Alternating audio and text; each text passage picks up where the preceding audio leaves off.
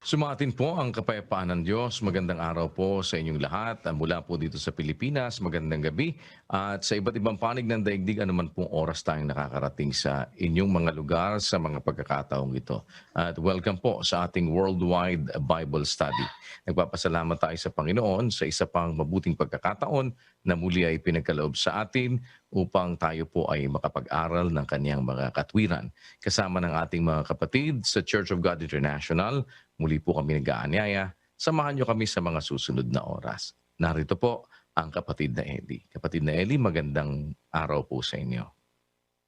Magandang araw po sa inyo mga kapatid, saan man kayo naroon, sa ating mga panauhin, sa lahat po pati sa mga bashers natin sa internet. Marami kasing hindi tumitigil ng pagbabash. Magandang araw din sa inyo. Sana makasumpong kayo ng peace of mind, yung katahimikan na hindi ang maging opisyo nyo, pati yung totoo, pati yung tama, tinututulan pa ninyo. Para doon sa nagpadala ng kanyang tanong, Blank and Noir, alam mo kapatid na nagtatago sa pangalang Blank and Noir, yung suggestion mo, magandang mapag-aralan yan. Marami tayong suggestion na tanggap nung nakaraan. At binigyan ko ng mga insight para maintindihan ng mga nagtanong ang magiging takbo ng ating pag-aaral. Pero napili ko yung kanyang tanong kasi maraming masasakop ito, pati yung nagtatanong tungkol sa Antikristo, tungkol sa 1,000 years, tungkol sa... Kaya yun ang reason kaya ako ito napili na ito ang sagutin. Kasi ang tanong niya about sa nangyayari sa panahon po ngayon. So concerned yung nagtatanong tungkol sa mga nangyayari sa panahon ngayon. Paano ba yung makikilala yung panahon ngayon? Magandang pag-usapan kasi isa ito sa aral ni Kristo na kanyang pinuna sa mga Hudyo. Na ang mga Hudyo na kalaban niya noong unang 100 taon ay mga mangmang na hindi nakakaalam ng kalagayan ng panahon. Magbasa tayo sa 16:1 ng Mateo, kapatid na Daniel. At nagsilapit ang mga Fariseo at mga Saduseo na tinutukso siya na sa kanya'y nagsisihiling na sila'y pagpakitaan ng isang tanda na mula sa langit. Datapwat siya'y sumagot at sa kanila'y sinabi, sa kinahapunan ay sinasabi ninyo, bubuti ang panahon sapagkat ang langit ay mapula. At sa umaga, ngayoy uunos sapagkat mapula at makulimlim ang langit. Kayo'y marurunong magsikilala ng anyo ng langit. Datapwat hindi ninyo mga kilala ang mga tanda ng mga panahon. Ayan, marunong kayong kumilala sa anyo ng langit. Pero hindi nyo makilala ang mga tanda ng mga panahon. So isa palang mahalagang bagay na nauunawa natin ang mga tanda ng mga panahon. Meron po palang mga tanda na ibinabadya ang mga panahon. Sa pamamagitan ng mga tanda, na sa English ang tawag po dyan ay the signs of the times. Ye hypocrites, sabi niya, ye can discern the face of the sky. But can ye not discern the signs of times? It is obvious that knowing the signs of time is part of the will of God for man. We have to know in what time we are in and what is happening in our times. We have to be aware of what is happening because the Lord Jesus Christ said, we will be hypocrites when we can discern the face of the sky, but we cannot discern the sign of time. So let us ask the Bible. Alamin natin sa Biblia, ano ba yung mga signs of times o mga tanda ng mga panahon na hindi nakikilala nitong mga pariseo na nagtatanong kay Kristo, magbigay ka nga ika sa amin ng tanda. Sabi, ang sagot ni Kristo sa kanila doon sa 16:4, Ang isang lahing masama at mapangalon niya ay humahanap ng tanda at hindi siya bibigyan ng anumang tanda, kundi ng tanda ni Jonas. sabi ng Kristo kasi tinatanong siya, ano ba tanda na pwede mong ibigay na galing sa langit? Ang gusto nila, tanda na galing sa langit ang ipakita ni Kristo. Kaya beware mga kapatid, pag dumating na po yung false Christ o yung Antikristo, magpapakita yon ng tanda galing sa langit. Ano yung tanda na galing sa langit na ipapakita ng Antikristo? Pakinggan nyo ho, para meron lang kayo agad ideya. Doon sa Apokalipsis, Kapitulo 13, ganito ang sinasabi sa versikulo 13.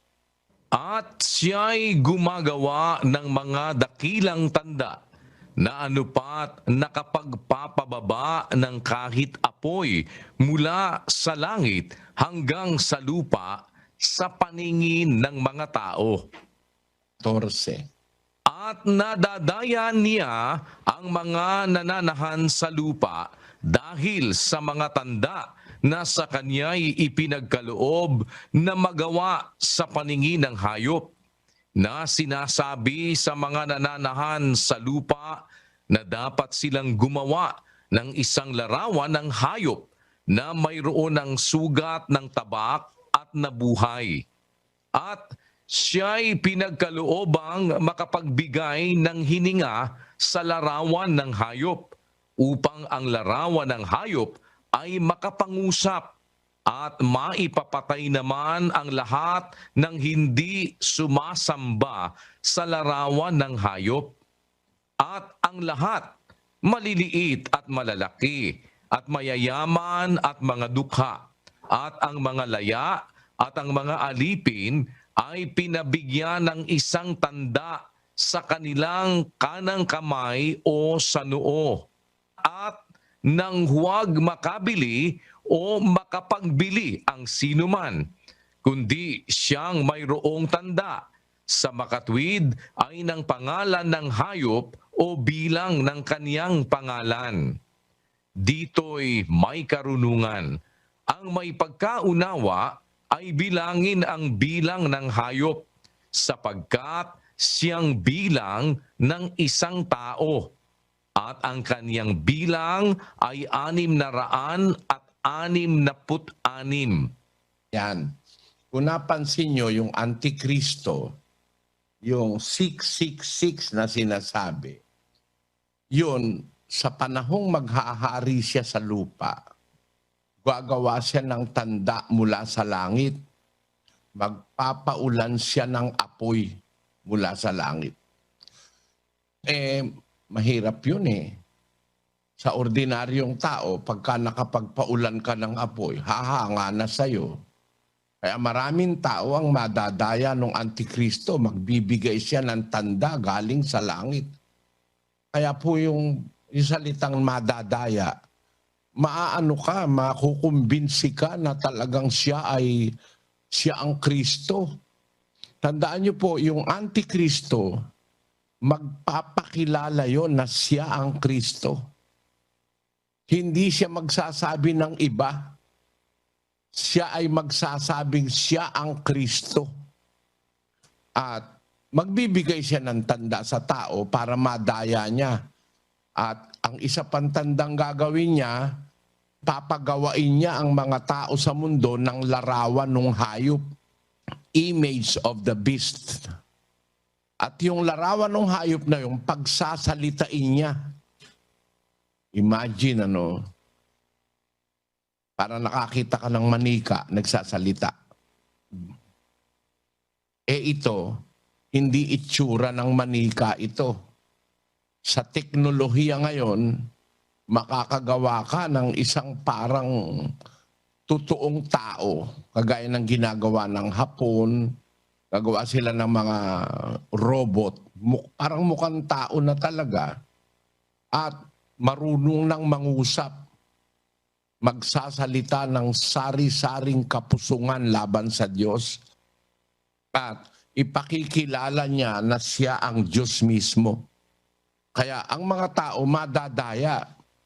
Sabi ng salita sa Apokalipsis, doon sa 14, nadadaya niya ang mga nananahan sa lupa dahil sa mga tanda na sa kanya ipinagkaloob na magawa sa paningin ng hayop, na sinasabi sa mga nananahan sa lupa na dapat silang gumawa ng isang larawan ng hayop na mayroon ng sugat ng tabak at nabuhay.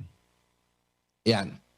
Pinapakita ko lang sa inyo as early na ang Panginoon Kristo nung nasa lupa siya, tinutukso siya ng mga Pariseo na magbigay siya ng tanda na para mapatunayan nilang siya nga ang anak ng Diyos, siya nga ang Mesiyas.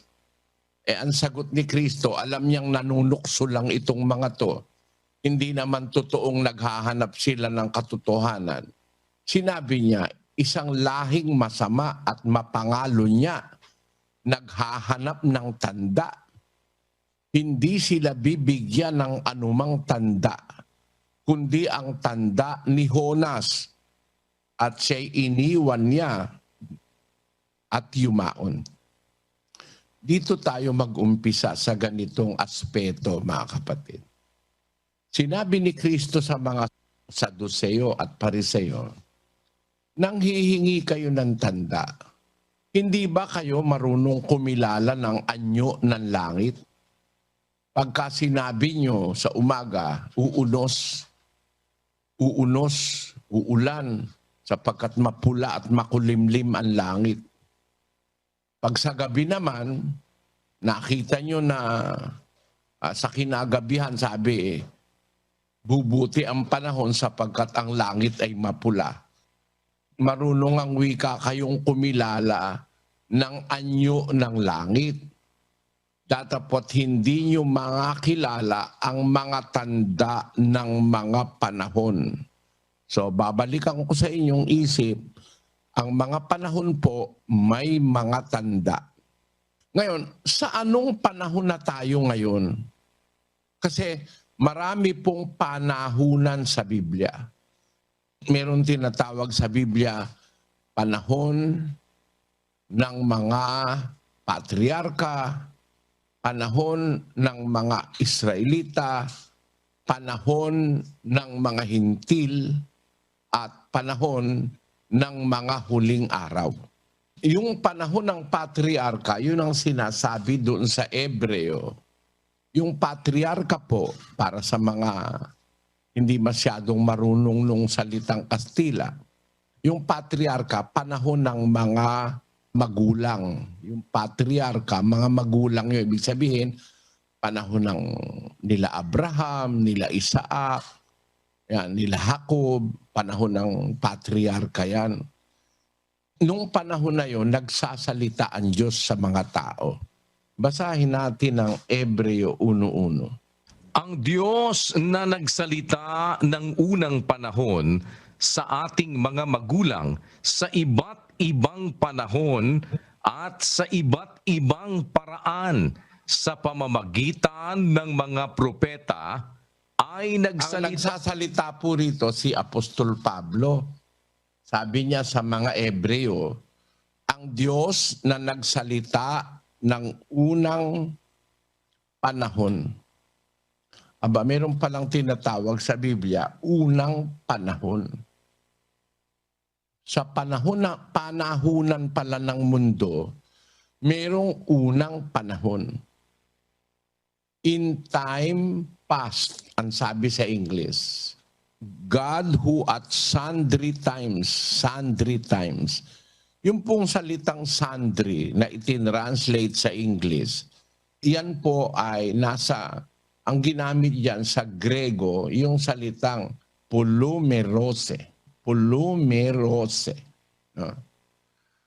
Ang kahulugan ay portion, many portion. Ibig sabihin, may portion talaga ang panahon. May portion. Many portion. Yung poly, ano kasi yun sa Grego, yung salitang poly, marami ang ibig sabihin. Ito po, ang pronunciation nito, poly. Pero kung babasahin mo dito sa given pronunciation sa dictionary ng Greek, kung di mo alam na basahin sa Grego, babasahin mo ito, polumerosi. Pero ito, pangkaraniwan binabasa nila ito, polymerose. Ang ibig sabihin ng poly, marami. Parang polyclinic, maraming clinic. Polymerose. Ang ibig sabihin po nun, maraming portion. Kaya yung translated in English na sundry times, no? Ibig sabihin, maraming panahon, nung nakaraang panahon, nagsalita ang Diyos sa maraming panahon, sa maraming paraan. God who at sundry times and in diverse manners spake in time past unto the fathers by the prophets. Ang ibig pong sabihin, doon sa panahon ng mga fathers o sa panahon ng mga patriarka o sa panahon ng mga magulang, nag-uumpisa yan sa panahon ni Eva at ni Adan, tapos sa panahon ni Seth, tapos sa panahon ni Enoch, tapos sa panahon ni Noe, tapos sa panahon ni Abraham, tapos sa panahon po ng anak ni Abraham na si Isaac, at sa panahon ni Jacob, tapos nanganak si Jacob ng 12 lalaki, yun po ay mga magulang pa rin yun, magulang naman yun ng mga Israelita. So marami na pong nakalipas na mga panahunan sa mundo na ang tawag ni San Pablo, ang Diyos na nagsalita ng unang panahon sa ating mga magulang in times of the fathers, sa iba't ibang panahon, sa iba't ibang paraan sa pamamagitan ng mga propeta. Nagsalita ang Diyos. Nung araw po, nung nagsasalita ang Diyos, wala pa pong Biblia noon. Kaya ang sabi ni Pablo, nagsalita ang Diyos. Nagsalita lang. Wala pa kasing paraan ng tao noon para makapag-record o makapagsulat. Kaya ang Diyos nagsasalita, yung sinalita niya, ipinapasa nung narinig ni Abraham salita ng Diyos, ipinasa niya yung kay Isaac na kanyang anak. Tapos narinig ni Isaac yung salita ng Diyos kay Abraham, ipinasa niya yung kay Jacob. Si Jacob naman na napasahan nung sinabi ng Diyos kay Abraham, pinasa naman niya ito sa 12 anak niya na naging 12 patriarka ng lahing Israelita.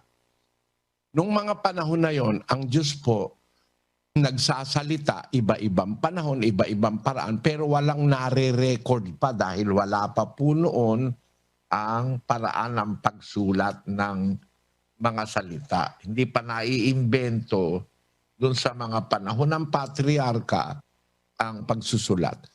Kaya nung si Propeta Enoch, kasi sabi sa iba't ibang panahon, sa iba't ibang paraan, sa pamamagitan ng mga propeta. Ang isa po doon sa kinausap ng Diyos na propeta ay yung si Enoch. Basahin po natin ang Judas 1:14. At ang mga ito naman ang hinulaan ni Enoch na ikapito sa bilang mula kay Adam, na nagsabi, narito, dumating ang Panginoon na kasama ang kaniyang mga laksa-laksang banal. Ang mga ito, sinasabi ni San Judas sa panahon ng Bagong Tipan, itong mga taong mapanirampuri, itong mga taong masasama, ito rin naman ang wika ang hinuhulaan ni Enoch na ikapito ang bilang mula kay Adan. Ba, napakalapit pala kay Adan ito. Ikapito lang. Noong panahon na yun, wala pa pong marunong magsulat. Kaya yung nagsasabi ngayon, natuklasan na raw nila yung Book of Enoch, malaking panluloko sa kapwa-tao yan, mga kapatid. Imbento yung Book of Enoch na yan, kahit sabihin pa yan matandang manuscripts, may nag-imbento na yan matandang panahon na. Para bang pinalalabas, si Enoch nagsulat. Sa panahon ni Enoch, wala pa pong marunong magsulat noon. No? Wala pa po. Kaya ang Biblia, naisulat, ang unang aklat ng Biblia, sa panahon na ni Moises, panahong Israelita na. Lagpas na ang panahong patriarka. Kasi doon sa mga panahon na yon, hindi pa marunong magsulat ang mga tao noon. Kaya ang mga hula noon, ipinapass on sa pamamagitan ng pagtatawid sa, sabi, by way of mouth, sinasabi. Kaya nung humula si Enoch, hindi nasulat yung hula niya, pero naipasa yon sa mga sumusunod na henerasyon. Naipasa. Sa panahong patriarka, wala pa po ang paraan ng tao ng pagsulat. No, wala pa po. Hindi pa po masyadong marunong ang tao noon kung paano ire-record ang mga salita. Kaya kung napapansin niyo sa nag-aaral ng Egyptology, wala pa silang letters noon Pati yung mga Semitic language na sinasabi, wala pa po silang letra noon. Ang ginagamit lang nila noon, mga hieroglyphics yata ang tawag doon. Parang mga signs, no? Magamit sila ng bulaklak, ibon, hayop, no? Para i-record ang ibig nilang sabihin, pero mahirap mo maintindihan.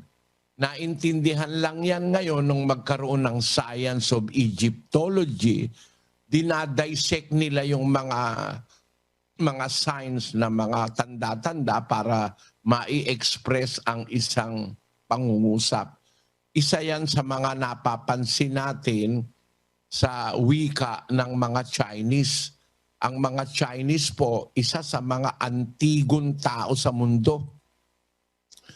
Ang Chinese, wala silang letter ng alphabet. Ang kanila, mga characters. No? Parang yung Semitic, parang yung Egyptian, na characters ang sinusulat. Kagaya nung halimbawa, yung salitang boat o daong o barko sa Chinese, binubuo po yan ng 3 characters ng Chinese. 3 po pinagsama-sama para mai-express nila yung salitang boat o barko. Ang nakasulat po dyan sa Chinese character, vessel, 8 at saka people. 3 magkakaibang characters na magkakaiba ang tunog, pinagsama-sama, nakagawa ng salitang boat. Yung vessel o sasakyan o lalagyan, tapos yung number 8 at saka yung people o tao, yung pinagsama-sama nila, yan ang Chinese word for boat. Hindi po yan binubuo ng letra na A, E, I, O, U o mga consonants na ba, baka, da, ga. Wala po nun. Hindi kagaya ngayon na meron ng letters. Noon, mga signs. At ang isa pang character ng Chinese na kagaya ng garden, yung garden po, binuo ng Chinese yung salitang garden sa magitan ng 4 na salita o signs. Kagaya ng dust, breath, tapos to, tapos enclosure. Yun ang kahulugan ng salitang garden sa Chinese. Andyan ba si kapatid na Chinese? Paano mo bigkasin yung salitang garden sa Chinese, kapatid? Bigkasin mo nga yan. Yuan, Paano? Yuan, Y-U-A-N po. Yun pinyin po niya. Y-U... U-A-N. Apo. Paano kung bigkasin? Yuan, Tama. Pero yan, para mabuo mo yung salitang garden na yuan, ay pinagsasama-sama nila ang apat na symbols. Ang isang symbol, dust o alabok. Ang isang symbol, yung breath o hininga. Ang isang symbol na isinama nila yung number 2, no? 2 persons. At ang isa, yung enclosure. Makikita natin, mayroong biblical may biblical significance eh. Kasi yung Garden of Eden ay andun yung dalawang tao na ginawa ng Diyos, si Adan at si Eva, na ginawa mula sa alabok o sa dust. Tapos hiningahan ng butas ng ilong ng hininga ng buhay. Tapos inilagay sila sa isang halamanan sa Eden. Kaya itong Chinese character nagdi-denote na mayroong mga pinanggalingan ito na galing sa Biblia. Ang Biblia noon, hindi pa nakasulat kasi nga sinasabi lang by word of mouth nung panahon na yon, sa panahon ng patriarka. Kaya nanloloko po, nandadaya sa mga inosente. Yung magsasabi sa inyo ngayon na meron daw aklat si Enoch, sinulat daw ni Enoch, hindi po marunong magsulat si Propeta Enoch.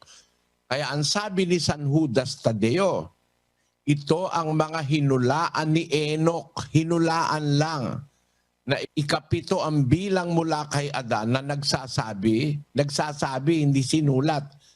Narito dumating ang Panginoon kasama ang kanyang laksa-laksang banal. Mapapansin nyo, ang punto natin mga kababayan sa mga nag-aaral ng Biblia, si Enoch, ikapito ang bilang mula kay Adan. Paano natin matitrace ito? Pakinggan nyo, papuntahan natin sa Kronika. Si Adam, ito po yung lahi. Si Seth, bakit po hindi dumaan kay Abel? Kasi pinatay ni Cain si Abel.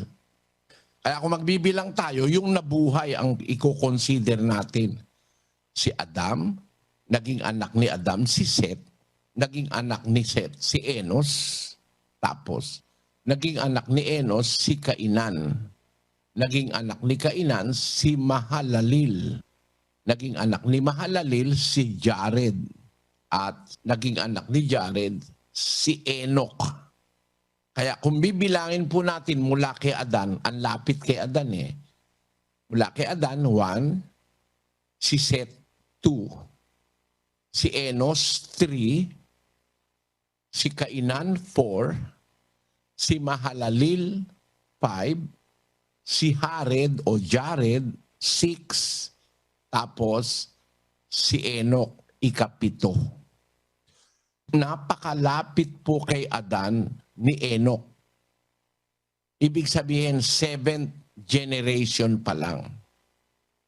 Noong panahon na yon, wala pa pong marunong magsulat. Kaya, nung manghula si Propeta Enoch, ang sabi ni San Judas sa Bagong Tipan, nagsabi siya, hindi niya sinabing isinulat niya. Kasi wala pa pong nagsusulat nun. Bakit ko po ito tinatalakay? Bible study kasi ito eh. Dapat alam natin ang Biblia, pati yung mga kasaysayang naganap, para alam natin kung asa na tayo ngayong panahon. Sa panahon ng patriarka, tandaan nyo, maraming panahon doon na nakapaloob. Panahon ni Adan, panahon ni Enoch, panahon ni Noe. Kung iisa-isahin ko po, ubusin natin lahat ng oras eh. Panahon ni Abraham, Tapos ni Abraham, panahon ni Isaac, panahon ni Jacob, at panahon ng 12 anak ni Jacob. Iyan po ang panahon ng patriarka. Sa mga panahon na yan, nagsasalita ang Diyos sa mga magulang, doon sa mga patriarka, sa pamamagitan ng mga propeta. Si Abraham po, propeta yon. Si Enoch, propeta yon. No? Si Abel, napatay lang, propeta rin yun. Nagsasalita po yun ang salita ng Diyos. Kaya nga nagalit sa kanya si Cain. Kasi yung sinasabi ni Abel na mga salita ng Diyos, katwiran ng Diyos, tinututulan palagi ni Cain. Kaya pinatay niya si Abel. Kaya yung pagkapropeta ni Abel ay hindi na masyadong na-record ang marami na sinabi niya. Pero nakita ni San Pablo ang significance noon nung patayin ni Cain si Abel, pinatunayan ng wika ng Diyos na si Abel ay matwid. Kasi patay na siya, nagsasalita pa. Ang kanyang dugo nagsasalita pa. Ang propeta po kasi nagsasalita ng salita ng Diyos. Kaya ibinilang ng Panginoong Hesus si Abel na propeta. Basahin po natin sa Mateo. Pakinggan nyo sa 23:35. Kapatid na Daniel. Upang mabubuhos sa inyo ang lahat na matuwid na dugo na nabuhos sa ibabaw ng lupa, buhat sa dugo ng matuwid na si Abel hanggang sa dugo ni Zacarias na anak ni Barakias na pinatay ninyo sa pagitan ng santuario at ng dambana. Ayan, sabi ni Kristo sa mga Hudyo, mabibilang sa inyo, pananagutan ninyo ang lahat ng matuwid na dugo na nabuhos sa ibabaw ng lupa mula sa dugo ng matuwid na si Abel. Ba? Lalabas si Abel, isinama ni Kristo sa hanay ng mga propeta. Mula sa dugo ng matuwid na si Abel hanggang sa dugo ni Zacarias na anak ni Barakias na pinatay ninyo sa pagitan ng santuario at ng dambana. 37. O Jerusalem, Jerusalem, na pumapatay sa mga propeta. Tanyo, propeta yung binanggit ni Kristo eh. Kaya ikinukonsider ng Panginoong Hesus si Abel na propeta. Mula sa propetang si Abel, pinatay na ng masasamang magkakalahi na ito. Unang-unang kalahi niyang mga masasamang tao na yan si Cain, na pumatay kay Abel na kanya mismong kapatid. Tapos, lahat ng mga propeta hanggang kay Zacarias, pinatay nitong mga taong masasama. Kaya ang sabi, upang hingin sa lahing ito ang dugo ng lahat ng mga propeta na ibinuhos sa sanlibutan. Basahin natin ang 11:50 ng Lucas. Upang hingin sa lahing ito ang dugo ng lahat ng mga propeta na ibinubo buhat ng itatag ang sanglibutan. Tuloy. Mula sa dugo ni Abel hanggang sa dugo ni Zacarias na pinatay sa pagitan ng dambana at ng santuario. Oo, sinasabi ko sa inyo na ito'y hihingin sa lahing ito. Lahat ng propeta, pinatay nitong mga taong masasama, magkakalahi ito hanggang sa panahon ng mga masasamang tao sa panahon ni Kristo. Hihingin sa inyong lahi ang dugo ng lahat ng mga propeta na ibinubo buhat ng itatagang sanlibutan mula sa dugo ni Abel hanggang sa dugo ni Zacarias na pinatay sa pagitan ng dambana.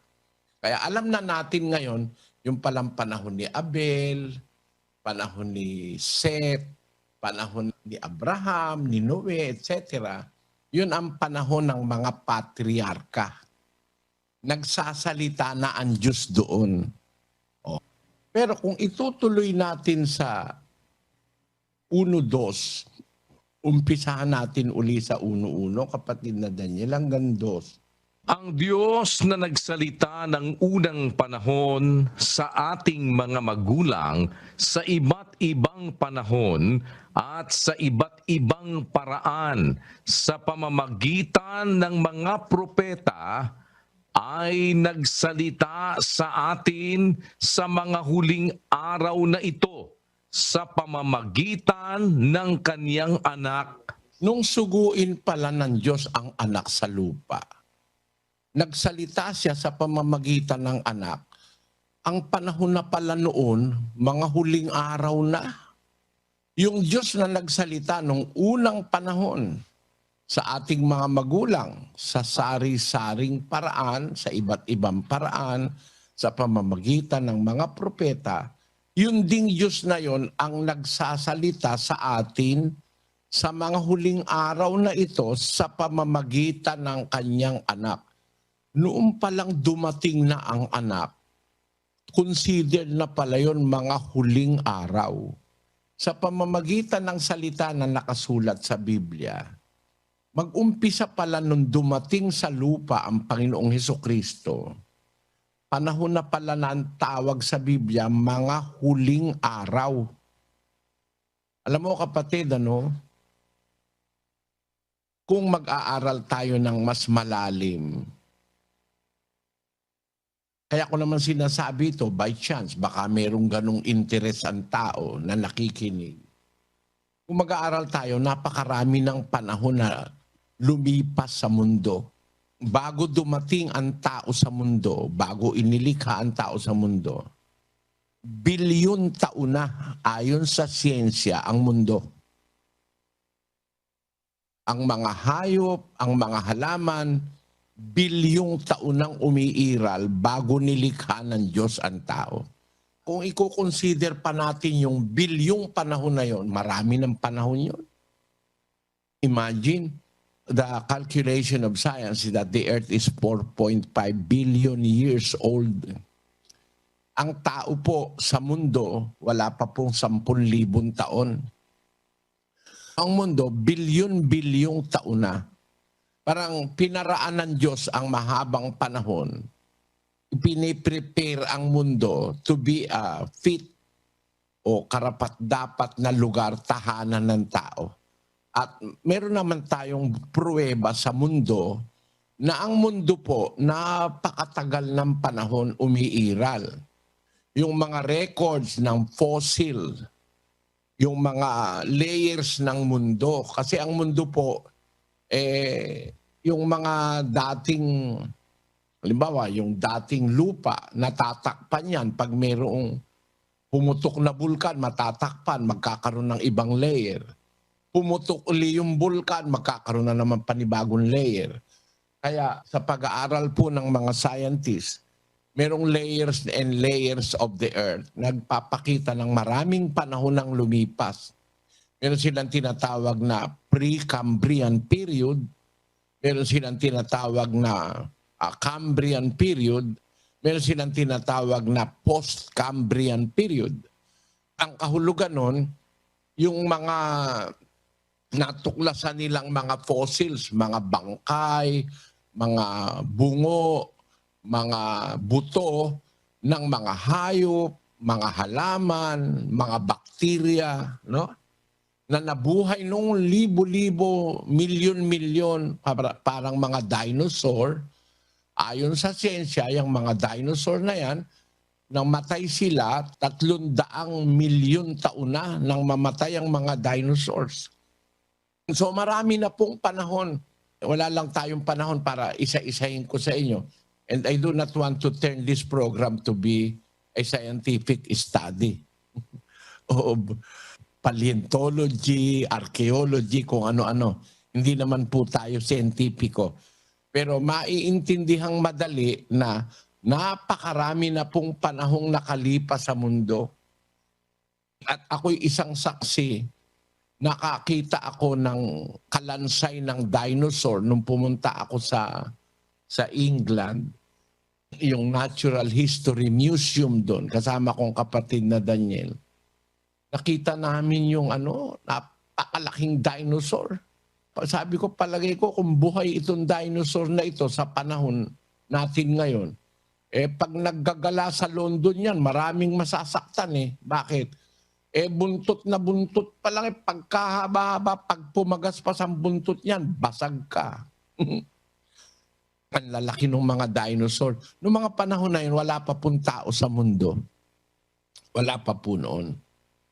Kaya masasabi ko sa inyo, isang maaring hindi naman pinag-uukulan ng pansin. Nung likhain si Adan, ano po? Wala nang dinosaurs noon. Extinct na ang dinosaurs. Kasi manganganib si Adan at ang human race kung buhay pa ang mga dinosaurs noon.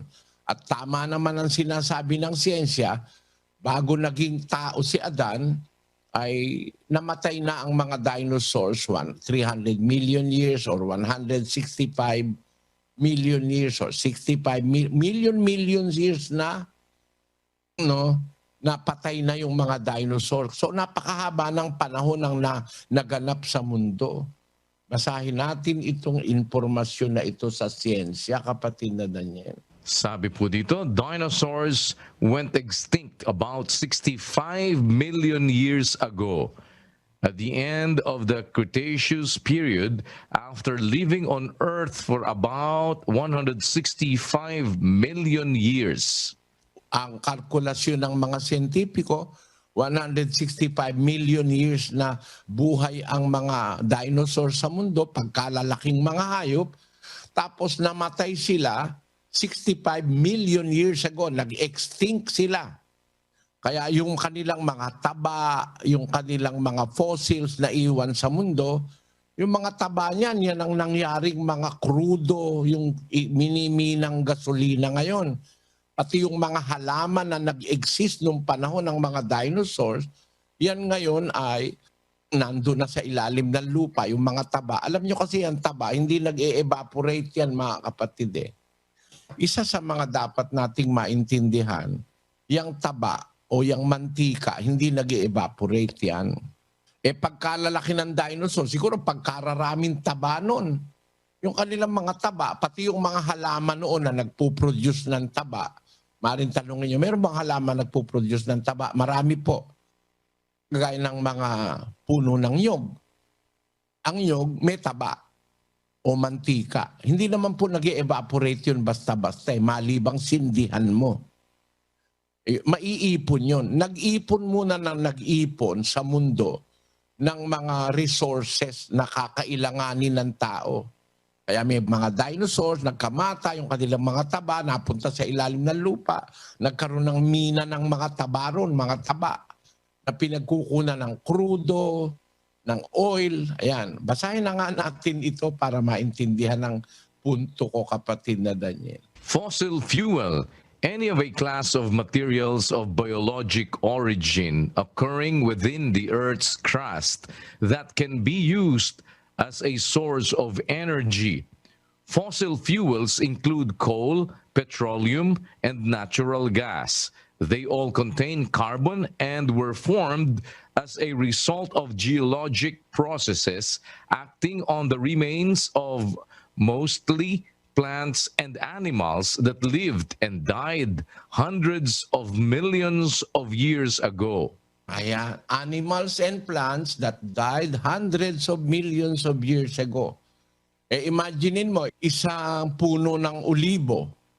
Napakaraming taba ng puno ng olibo, kaya nga may olive oil natabunan. No?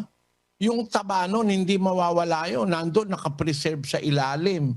Mga plants. Ganon din yung taba ng mga hayop, taba ng kung ano-anong mga hayop na milyon-milyon taong umiral at namuhay sa mundo. Naging parang preparation time. Napakaraming milyon taon noon. Kaya nung dumating ang Panginoon Kristo, tama ang Biblia na sabihin, mga huling araw na. Kasi hindi ka na magbibilang ng maraming taon Kasi araw na lang sa panahunan ng Biblia. Kasi ang panahunan ng Biblia, Bilyon-bilyong taon na po ang nakalipas bago nagkatao sa mundo.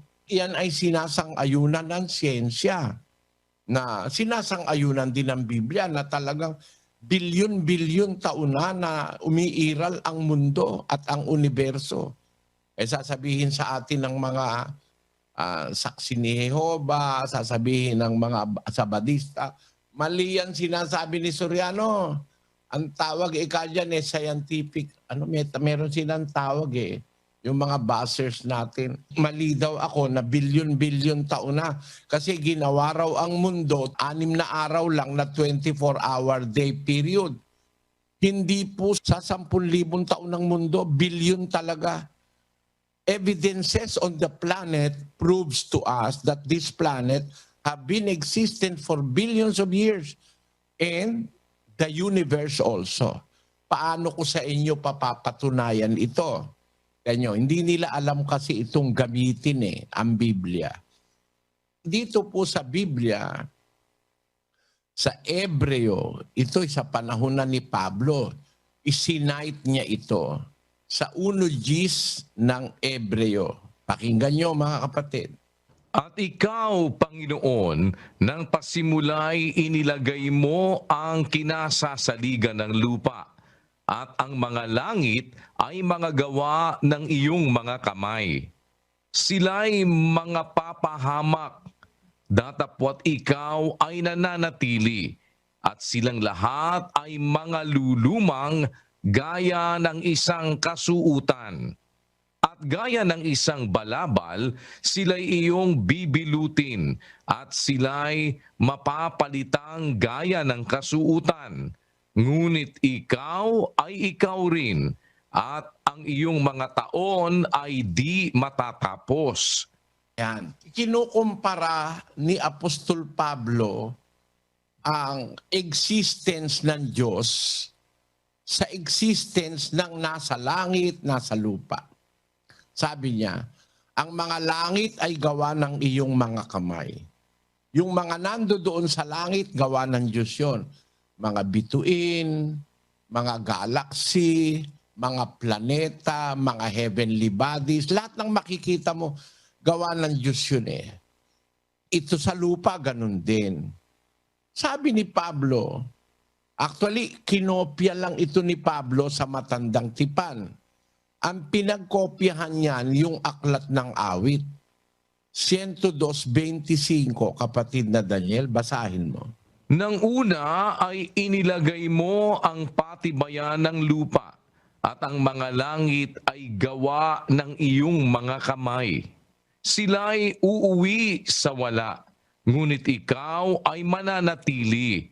Oo, silang lahat ay maluluma na parang bihisan, parang isang kasuutan na iyong mga papalitan, at sila'y mga mapapalitan. Nakita nyo mga kapatid, ito pala nasa aklat na ng awit, at itong aklat ng awit, isinulat ito 1,000 taon bago panahon ni Pablo. The book of Psalms was written by David, Moses, and other psalmists 1473 BC. So ibig sabihin, nakasulat itong books of Psalms mahigit na pong 3,500 taon halos. 3,500 years mula nung isulat hanggang ngayon. Kulang na lang po ng kulang na konting taon, 3,500 years na nakasulat ito sa Biblia. Na ayon sa salmista, yung mga langit, yung ginawa ng Diyos doon, maluluma ang sabi. At mga papalitan, mauuwi sa wala yung iba. Ito nyo, sinasabi yan ni Pablo 2,000 years ago, inulit niyan, sabihin niyan sa Ebreo. Na ang sabi niya, ikaw Panginoon, nang pasimula, nilagay mo ang kinasasaligan ng lupa. Ang mga langit ay mga gawa ng iyong mga kamay. Yung mga langit, yung mga nasa langit, kung ano-anong nandun. Sila'y mga papahamak. Datapwat ikaw, yung Panginoon na gumawa, ay mananatili. Silang lahat malulumang gaya ng isang kasuutan. Naluluma pala yung mga nasa langit. Tama yung teacher ko nung grade 2 ako. Sabi nung teacher ko, di ko nakalimutan. Even stars grow old. Kasi ganito po. Para maintindihan nyo lang kapirasong maliit na kwento ko. Magre-recess kami, sabi nung teacher ko.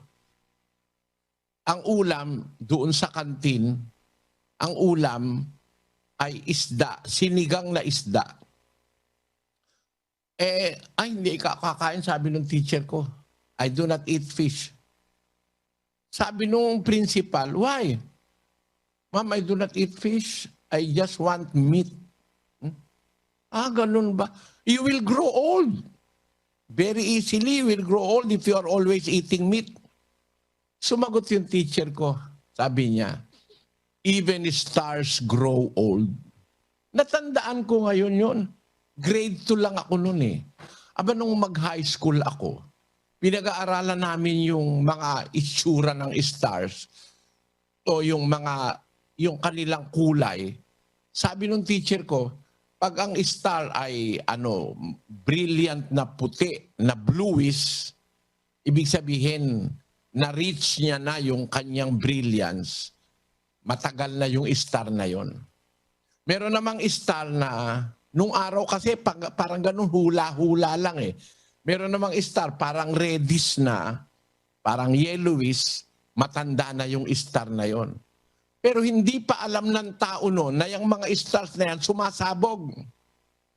Na yung palang mga yan, mga bituin na yan, tumatanda, pagtanda, maiiba ang kulay, magiging red giant. Pag naging red giant, nagiging neutron star, sasabog. Magkakaroon ng tinatawag na black hole. Ayan.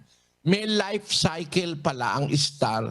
At ang star pala, mga kapatid, ang mga bituin, sa kanyang life cycle, it takes 7 billion years para ang star ay sumabog from 3 to 7 billion years kumporme sa laki ng star. Mas malaki ang star, mas malaking malaki, ay mas may possibility sumabog yun. Yun ang nagki-create ng black holes. Alam na ngayon yan ng siyensya kasi nakita na nila, meron na silang telescope. Sa panahon ni Pablo, walang telescope. Walang nakakaalam na ang mga stars sumasabog. Pero nandito na sa Biblia, 3,500 years ago. Sabi, yung mga langit, yung mga nandun, gawa ng kamay mo yan. Sila'y maluluma, parang bihisan. Mauuwi sila sa wala.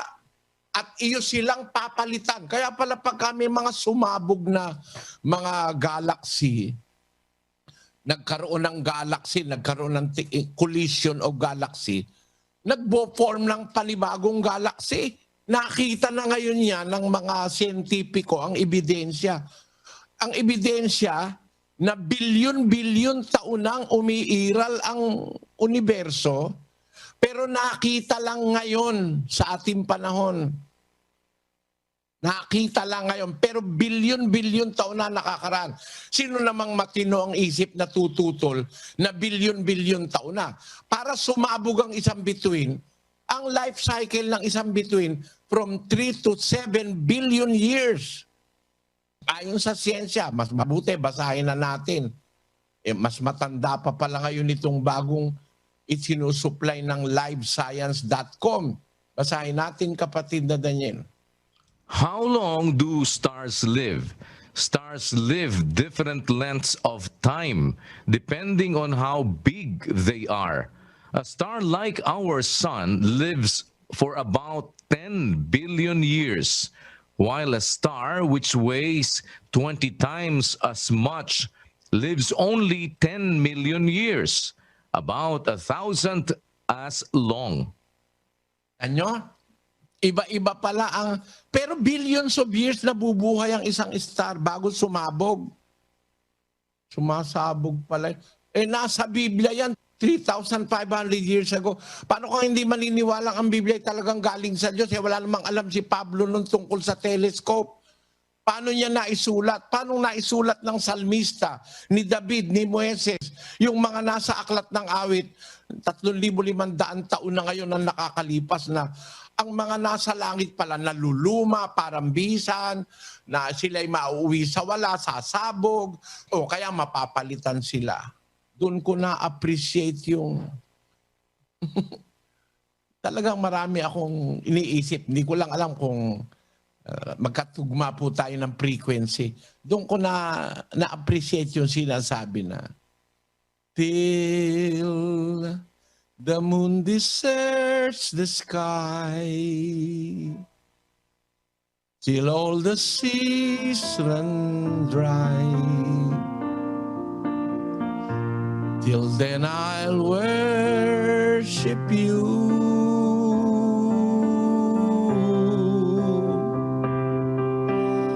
Till the tropic sun grows cold, till this young world grows old, my darling, I'll adore you.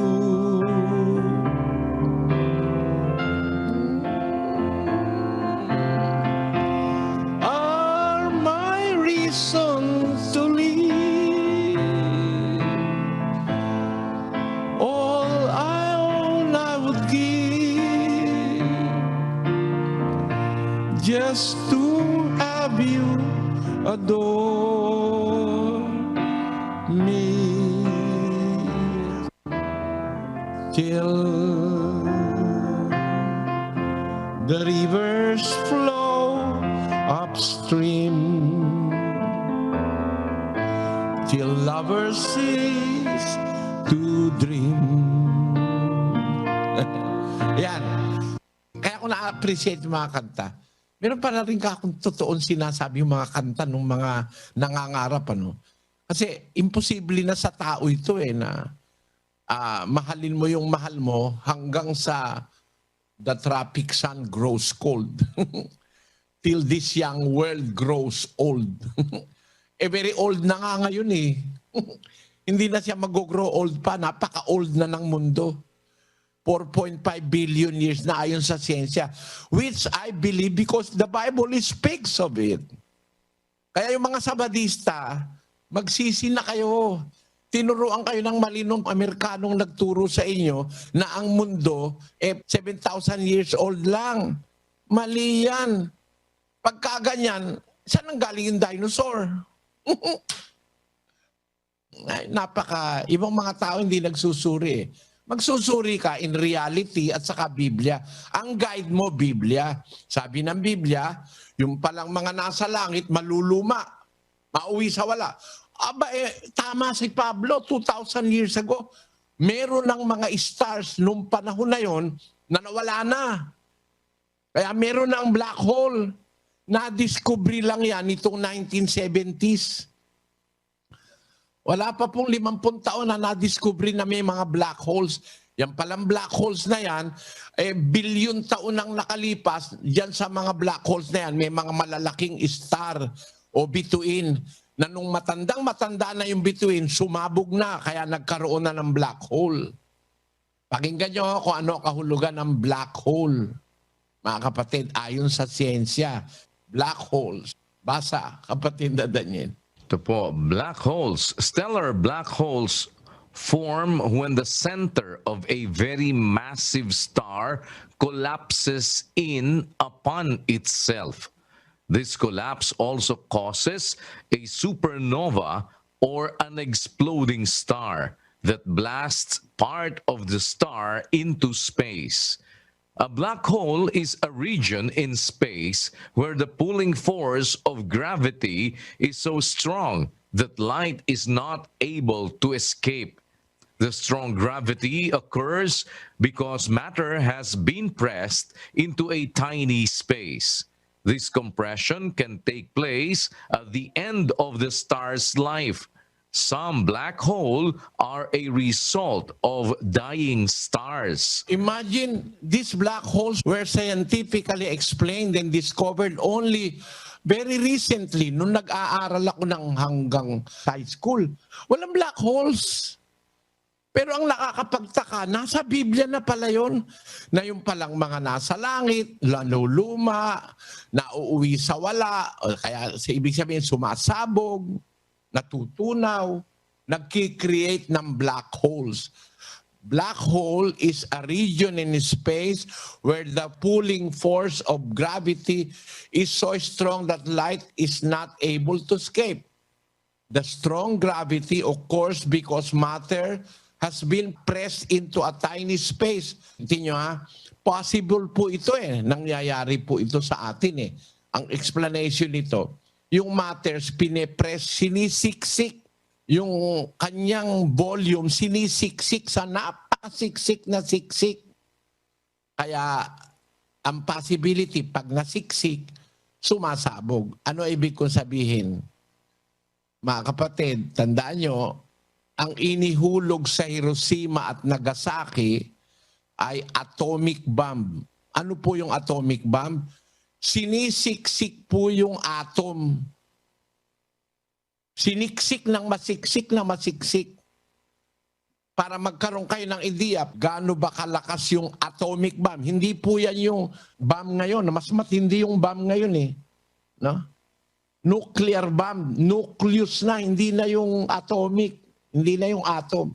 Yung atomic pa lang, gusto ko pong, para doon sa mga normal na taong kagaya ko na hindi siyentipiko, tayo pong mga tao, halimbawa, kasinla ako, 5'8" ako Medyo mataas-taas ako kaysa dito sa aking assistant sa studio. Itong assistant ko, wala pang 5 Si Brad Alan.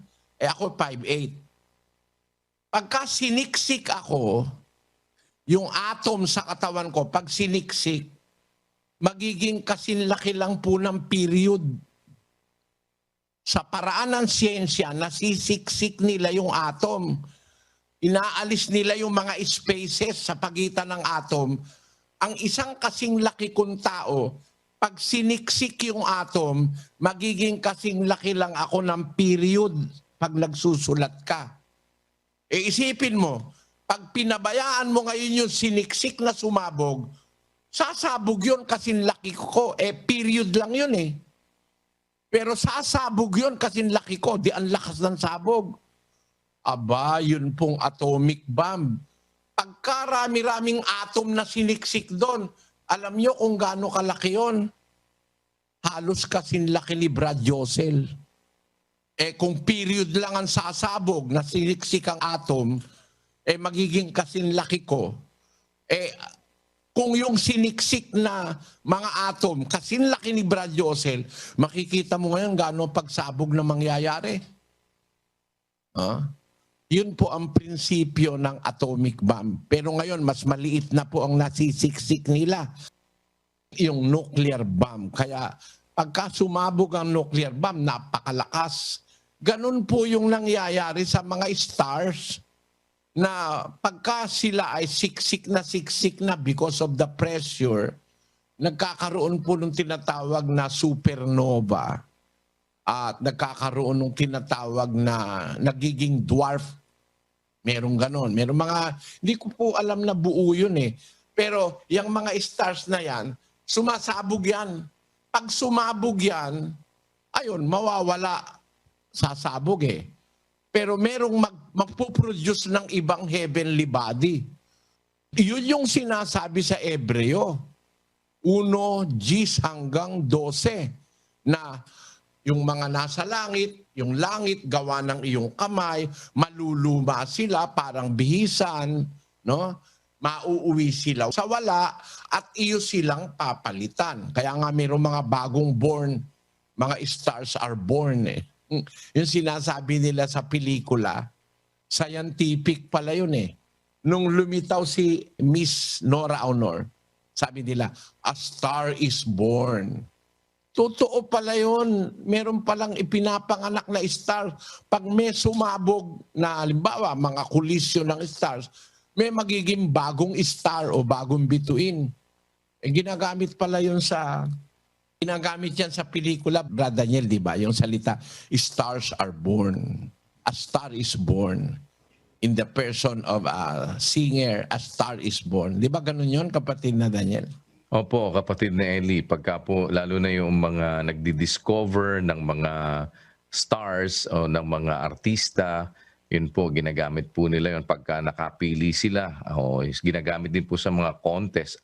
Meron pa nga pong mga natatandaan akong parang show sa television na ganun po, A Star is Born. A Star is Born. Opo. Para yung wish bus, ano, Brad Daniel? Marami nang naiborn na star sa wish, ano? Sa awa po ng Diyos, opo, marami na pong mga sumikat. Yung palang salitang star is born, totoo pala yun by natural processes. Yung matatandang star, yung mga nagko-collide na galaxy, nagpo-produce ng panibagong star. Kaya ang matasabi natin, talagang totoo, bilyon-bilyon taon na ang universo. Kasi hindi naman mangyayari yung ang isang star ay mamatay ng 3 days lang o 5 days lang o 7 days lang kagaya ng paniwala ng mga Sabadista.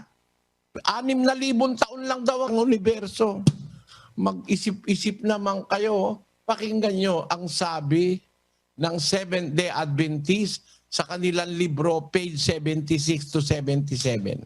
Here is a vast span of time, according to scripture chronology, about 6,000 years since creation, and people still have not been returned to the Garden of Eden. Tingnan niyo ang ignorance of these Americans who penetrated the world with their stupid teachings that the world, for them, vast span of time according to scriptures, according to them. But it's not really according to scriptures.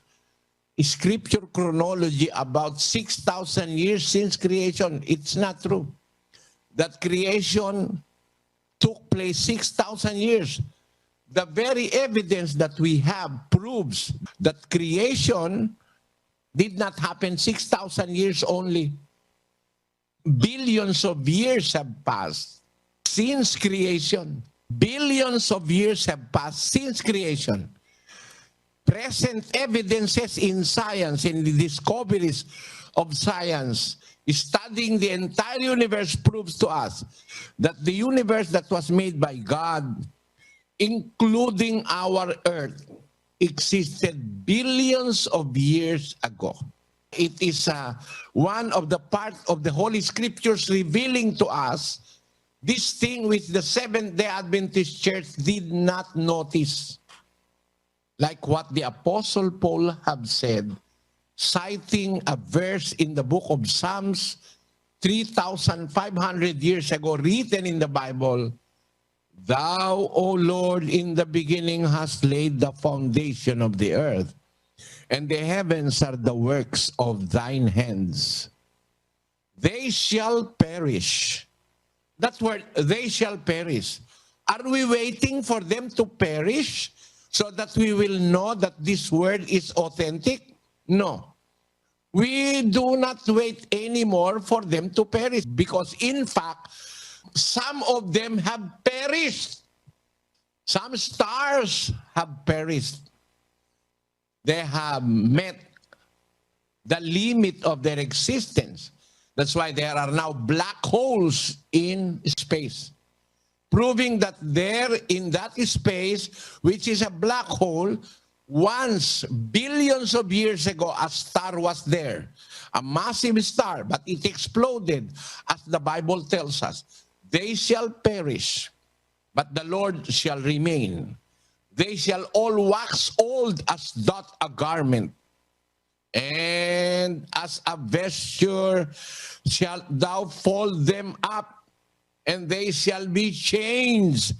But thou art the same, and thy years shall not fail. Pinakikita ko lang sa inyo, napakarami na palang panahon na lumipas sa mundo. Ang pruweba niyan, may mga stars dyan sa heaven na wala na. extinct na. May mga star patay na. Kaya ang iniwan nila yung sa tanda na ang tanda na yon yung black hole. Ayan o, eto, pakita mo. Ayan o. Yung space na yan, dati merong isang napakalaking star dyan.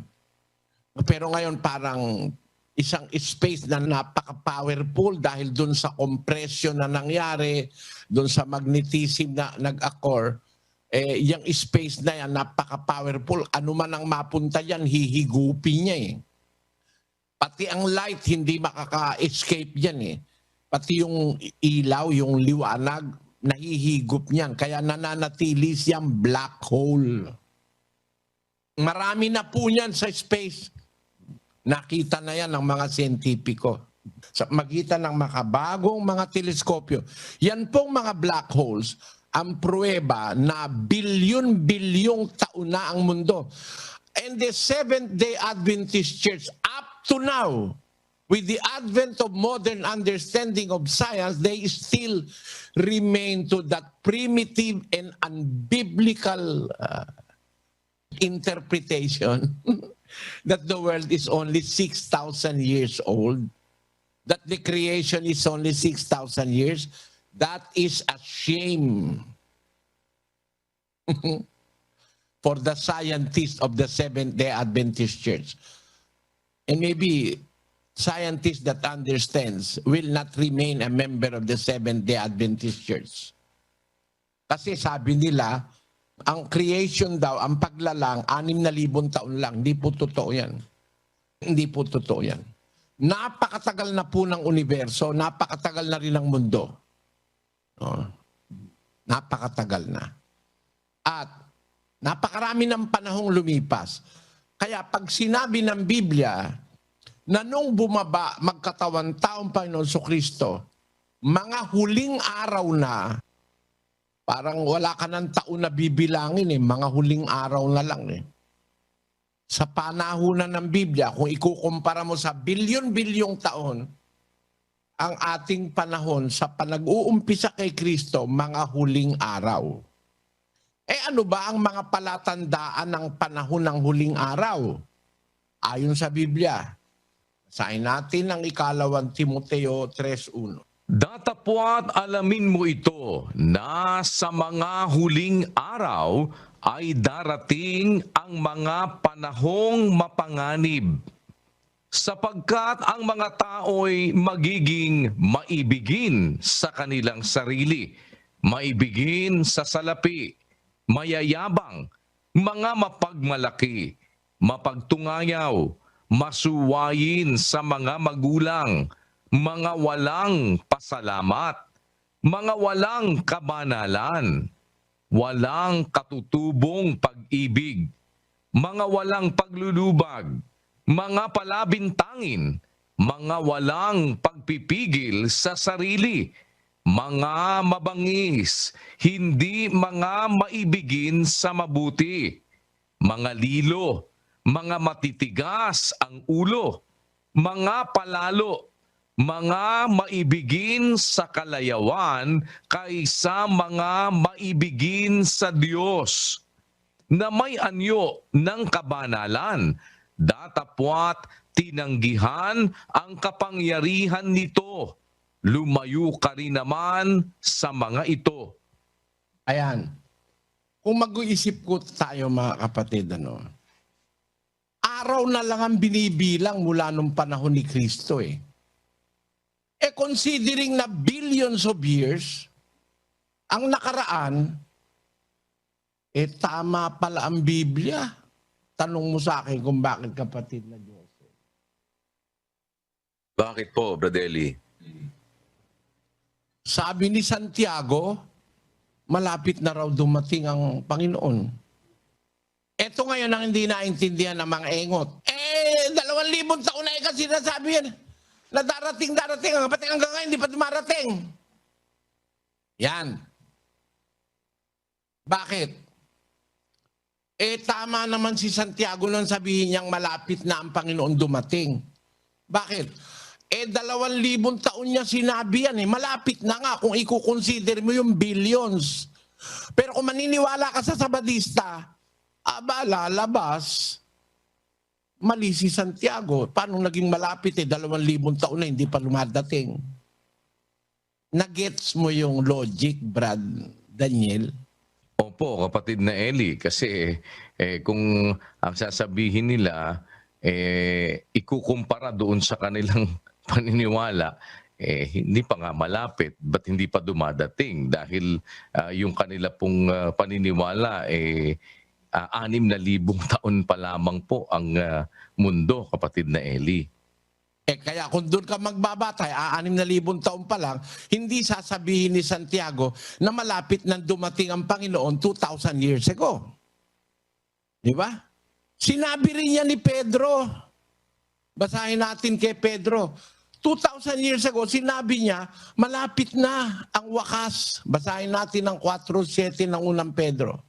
Ngunit ang wakas ng lahat ng mga bagay ay malapit na. Malapit na. 2,000 years ago, malapit na. Bakit sila nagsasalita ng ganito? 2,000 years ago na yan. Hanggang ngayon, hindi pa nga nagwawakas eh.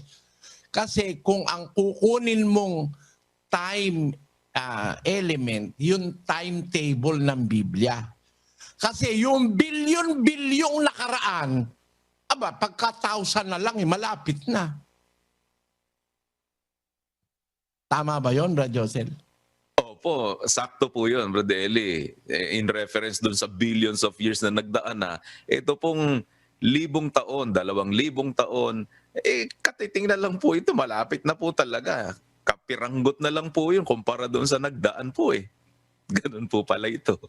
Kaya kung hindi mo maintindihan yan, yung mga panahon na yan, lalabas, pupunta ka kagaya ng mga 80 years, 2,000 years ago, sabi, malapit na. Tapos, nung mga panahon ng mga protestante, 500 years ago, malapit na. Panahon ng mga fundamentalist sa Amerika, malapit na. My heart have seen the glory of the coming of the Lord. La ra ra ra ra ra ra ra ra ra ra ra ra ra. Glory, glory, hallelujah. Glory, glory, hallelujah. Glory, glory, hallelujah. The truth is marching on. Ayan. Isinali naman yan ng mga protestante sa Pilipino. Na darating na ang Panginoon. Darating ang araw na hindi mo maiiwasan. Adakong silanganan ay lilitaw. Gaano kalayo yan? Kailan darating? Meron mga kanta naman, malapit na darating na, darating. Hanggang ngayon, hindi pa dumarating. Sabi ng mga atheists, ayoko maniwala dyan sa Biblia. Matagal na sinasabing darating, ba't hanggang ngayon, hindi pa dumarating? Yan, nahula sa Biblia yan. Merong mga manunuluya na hindi na maniniwala sa Diyos at sa Biblia kasi hindi nila nauunawa ang panahon. Sabi niyo, malapit na. Ba't hanggang ngayon wala pa? Stress ng 2 Pedro. Na maalaman muna ito na sa mga huling araw ay magsisiparito ang mga manunuya na may pagtuya na magsisilakad ayon sa kani-kanilang masasamang pita at magsisipagsabi, saan naroon ang pangako ng kaniyang pagparito?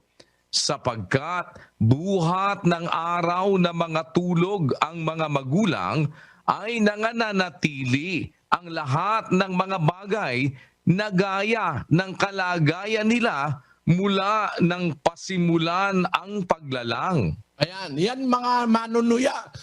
Sabi ni San Pedro, mga manunuya, tutuyain pa ang Diyos. Asan ang pangako ng pagparito? Mula pa ng mga magulang, sinasabi paparito. Hanggang ngayon, wala pa. Yun ang sabi ngayon ng mga ateista.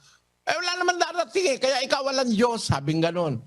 Kung naiintindihan lang ng mga preachers ngayon at mga ngaral ngayon, yung nasa Biblia na ang nakaraang panahon ay billions of years na, maniniwala kang buong buo na araw na lang ang nalalabi sa mundo. Kung timetable ng Biblia ang pag-uusapan natin, there are only few days left. Few days left na lang bago dumating ang wakas. Kaya tama si Pedro, tama si Santiago, tama ang mga apostol nang sabihin nila, malapit na ang wakas ng lahat ng bagay. Kasi sa panahon na ng Biblia, bilyon-bilyon na ang nakalipas eh. Eh pagka 1,000 of years na lang, mas malapit na yung kesa sa milyon.